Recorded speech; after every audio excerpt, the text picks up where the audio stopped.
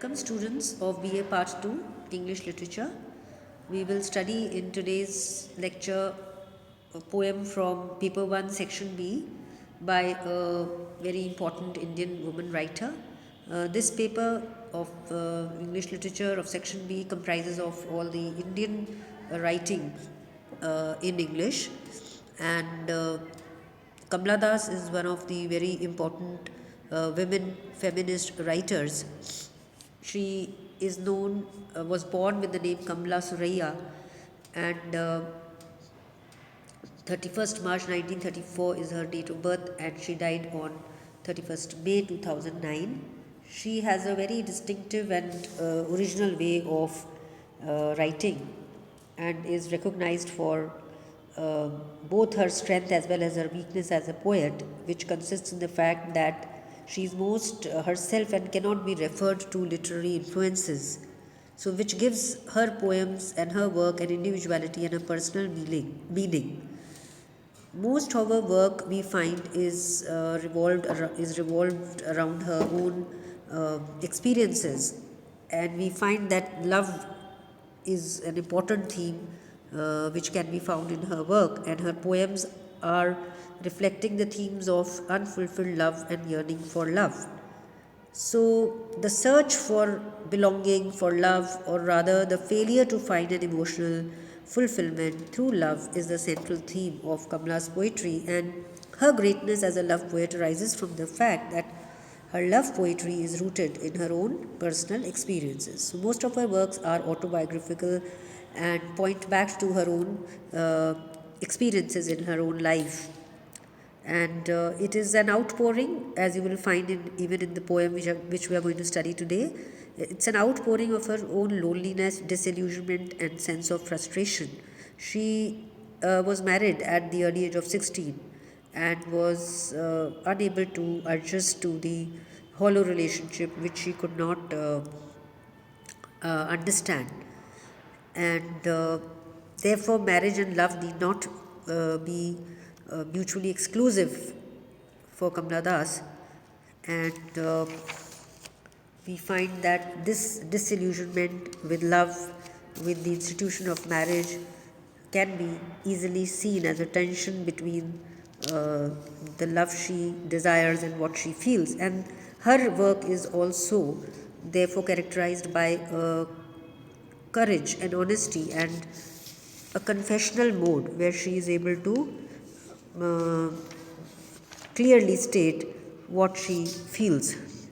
Another important characteristic of her work is that she had a very deep feminine sensibility, and she was able to portray what a woman feels about her own understanding of love, and therefore Kamala Das's feminine sensibility uh, can be easily seen in her attitude to love and what she wants from her partner or lover, or what is her desire. So, in this way, she is a feminist. So, you can see how Kamala Das looked in this picture.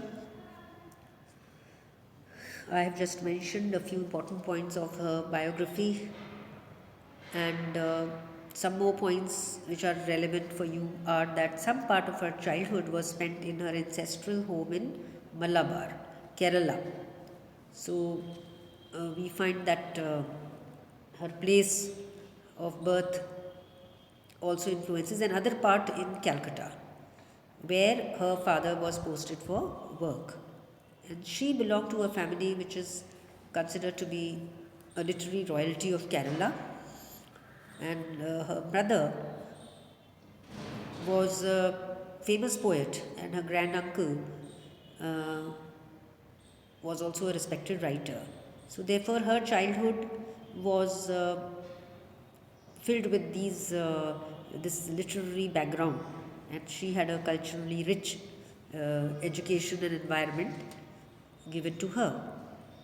And as I just told you, that she is a prominent feminist voice in the post colonial era, because women did not used to speak so frankly about the issues concerning women, especially related to love, sexuality.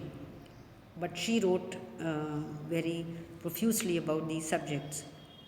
Her language, which she used in her work, was a mother tongue Malayalam as well as English, and she helped promote the course of feminism in the 1960s and 70s, producing work related to family and home and giving it a modern twist by introducing sexuality and the body into the poetical narrative. Because the body for a woman, as she sees and experiences, is also an important aspect which remains neglected in the male dominant society.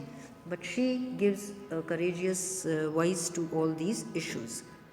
To her Malayalam readers, she was Madhavakutti, and to her English patrons, she was known popularly as Kamala Das on account of her extensive contribution to the poetry in our country. She earned the label the mother of modern Indian English poetry. So why I am telling you all these biographical account of the poets, as I usually do in most of my lectures, is that this is not just a preparation for your BA second year or your graduation, undergraduation courses, but whatever knowledge you gain from here will be of use when you appear for any competitive exams, and we do get questions from the important biographical facts about the poets and the dates of publications. So do keep in mind all these facts. So Kamla Das, because of all these features, has been likened to literary greats like Sylvia Plath, a poetess from Australia, because of the confessional style of her writing. So we can compare her work to the poetry of Sylvia Plath, like Ariel and other of her poems. So we need to read extensively and widely different poetess so that we can compare and correlate the works of different writers. Besides the work, the poem which is prescribed in your course, we also need to know what are her other important works. So Kamla Das's poetry collections included, so this is an anthology called Summer in Calcutta, 1965, from which is taken the poem prescribed in your course, that is My Grandmother's House. Another collection of poem or anthology is termed The Descendants, published in 1967, and The Old Playhouse and Other Poems in 1973. Other of her work include a novel, Alphabet of Lust, and the short stories A Doll for the Child Prostitute and Padmavati the Harlot. So you can also witness from the names she has given to her work, the area of her focus is on the women belonging to various sects. Notable among her many Malayalam works were the short story collection Thannappu, which means cold, and the Memoirs of Childhood. And as I just introduced to you in the beginning of the lecture, that her best known work, which was an autobiography, which first appeared as a series of columns in the weekly magazine Malayalam, then in Malayalam as Antikatha, and finally this work was published in English as My Story in 1976, which is also a very interesting reading and tells us many aspects about the poet, her personal experiences, which will help us to understand her poem more. So it is not only that you should just read the works of the prescribed writers and poets in your syllabus, but we should try to catch hold of the works or other works by the same writer so that we understand more clearly what they are trying to say and their ideology. My Grandmother's House. So this is a poem prescribed in your course, and in this, let us in this class just read it aloud and try to feel what we can without going much into the interpretation, because in poetry reading aloud 2 or 3 times also helps us to grasp the feel and the rhythm and the rhyme of the poem. So recitation is an important aspect of poetry reading and understanding. So let's read it. You can open the page of the book and read aloud maybe along with me. My grandmother's house. There is a house now far away where once I received love. That woman died. The house withdrew into silence. Snakes moved among books. I was then too young to read, and my blood turned cold like the moon. How often I think of going there to peer through blind eyes of windows or just listen to the frozen air, or in wild despair pick an armful of darkness to bring it here to lie behind my bedroom door like a brooding dog. You cannot believe, darling, can you, that I lived in such a house and was proud and loved, I who have lost my way and beg now at strangers' doors to receive love, at least in small change.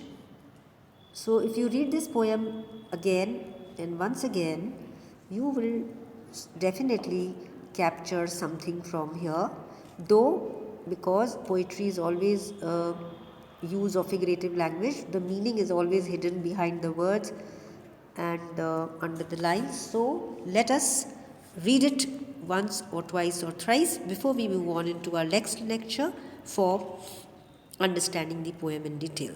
Thank you.